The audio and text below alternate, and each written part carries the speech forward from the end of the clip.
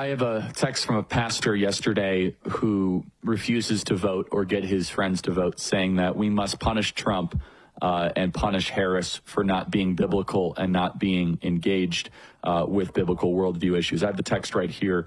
It's awfully sanctimonious. George, I just want to repeat one thing you said earlier so that people can absorb it, because I think it's very important. If your numbers remain the same and there's no improvement and there's no surge in enthusiasm, is it fair to say that Christians staying at home will hand the White House to Kamala Harris? Yes, I believe that's exactly what's going to happen. When you look at who the different segments of the population would vote for, if they would vote, what we see is that the born-again Christians, the Christians who are churched, the people who attend evangelical churches who are planning not to vote, by large margins, more than 20 percentage point difference, they would be voting for Mr. Trump. So by staying home, they are essentially saying, yeah, we're fine with Kamala Harris winning the presidency. We're fine with the Democrats taking over the Senate and the House in next January. We're absolutely fine with school boards across the country putting in people who have an agenda to indoctrinate our children with unbiblical perspectives.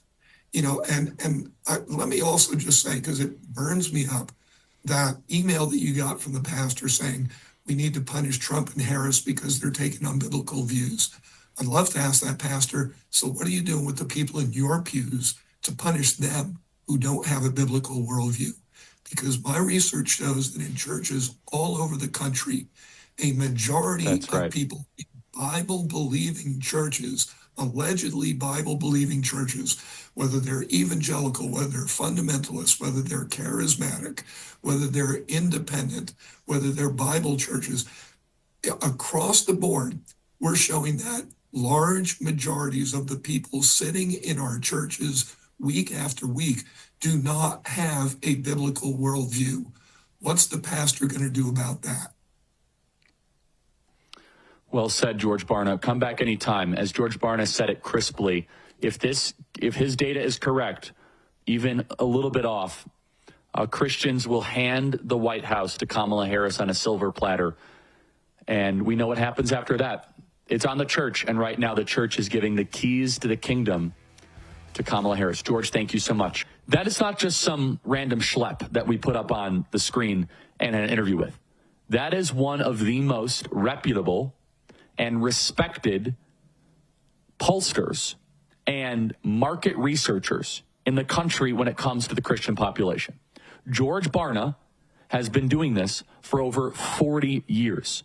Of course, he started the Barna Group. He sold it. He has authored well over 50 books.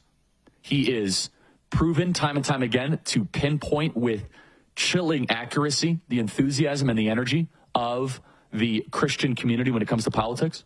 Now, could he be right? We don't know for sure, but he's not just talking out of his tail here. This is a guy that has a long track record to show that when George Barna warns you about something, you better listen.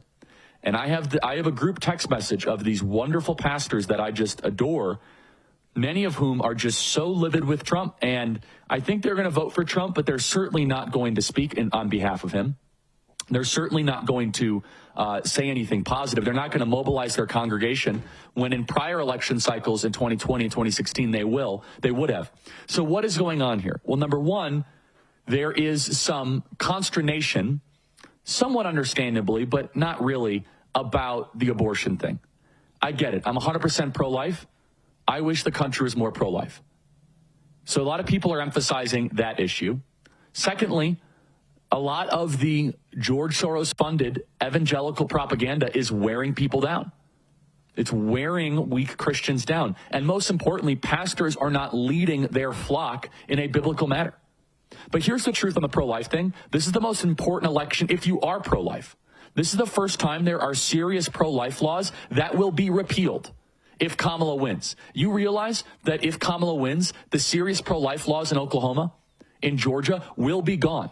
And unfortunately, many of the pastors I talk to, they say, so what? Doesn't matter. So I say, what kind of point are you trying to make here? Do you actually want to protect the unborn? Or are you just trying to say that you're a better Christian than Donald Trump? Tennessee, Alabama, Mississippi, North Dakota will all be gone. The majority of American pastors are not speaking out at all on this election. They won't speak out against the trans mutilation of our kids. They won't speak out on the 320,000 kids being sex trafficked. They won't speak out on our open borders. They won't speak out about the wars that are happening. I thought it was a specific scripture, blessed are the peacemakers. Most pastors couldn't care less about that. Most pastors are too busy expanding their wardrobe budget to be much bigger than their book budget. They run churches that are much closer to auditoriums of motivational speeches that look like TED Talks with a rock concert, organized parking, and good coffee.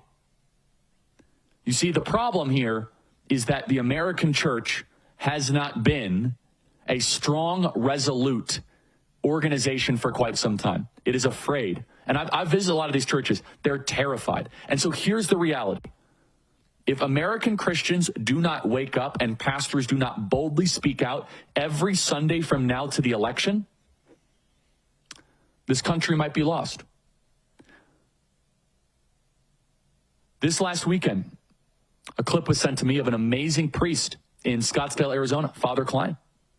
Spoke out for 15 minutes about the slaughter of the unborn and why Christians need to rise up and vote this election. God bless him. Father Klein, Scottsdale, Arizona, St. Bernadette Church. He did a great job. It could not have been a better homily. There are a lot of pastors doing the right job, the right work. But George Barna is not just some rando that we put on here. This guy's been doing it for 40 years. God revealed himself in Butler. How many times do we need to emphasize that there are civilizational defining issues on this? And if we lose, it'll be largely because pastors and Christians arrogantly say to God, we don't care. We're more religious than Donald Trump. I hope they enjoy the gulags.